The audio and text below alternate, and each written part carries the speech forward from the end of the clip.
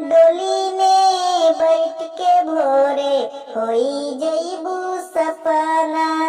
होई शादी मांग में भराई से नुरवा।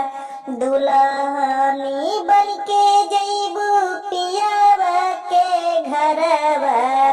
बेटी हो रही जई है नैहर कलपना। बेटी हो आजू भर रबू हमरे अंगना।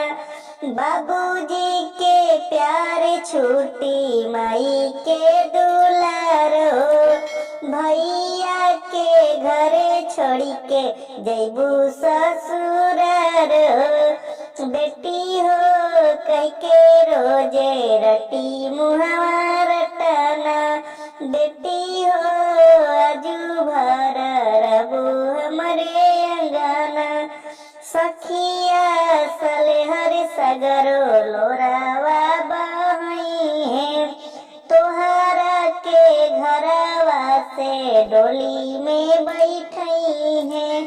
बेटी हो झरा झरा गिरी तोहर नैना। बेटी हो